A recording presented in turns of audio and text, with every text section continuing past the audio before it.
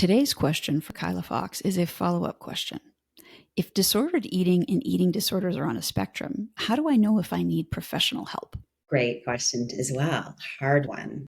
So, first of all, you don't need a diagnosis to get help.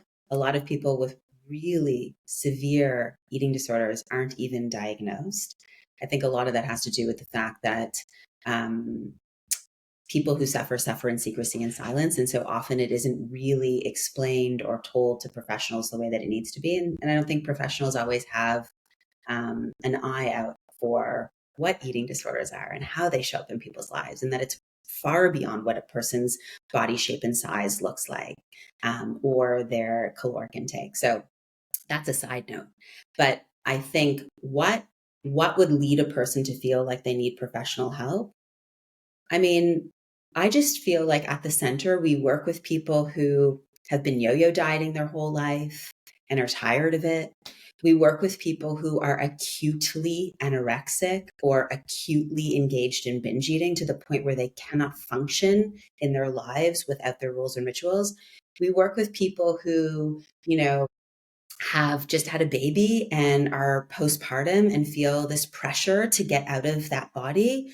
We work with people who are heading into menopause and don't understand why their body's changing the way that it is, and they're actively trying to restrict more and more and more and more and getting less and less in terms of what they want to see in the mirror. Like, I guess what I'm trying to say, Mikhail, the important piece to your question is like, I'm just always putting my hand up to say, like, if something is preoccupying your life and if you feel like it takes up space and energy in terms of like, you don't know what to eat in a day, or you feel you're preoccupied with it, or you just don't like the way that you look and you feel preoccupied with that, I feel like that's enough to say, like, can I talk about this with someone? Like, what is this? This thing that I do with food that I don't really tell anyone about. Like, is there someone that I can tell that to? Like, I think because so many of these patterns are so normalized, and diet culture normalizes so much of the way that we think about food and what we have to do with food or how our body's supposed to look, or fitness culture, like all of these influences really shape that, the ways that we struggle are normal. And I would say they're not.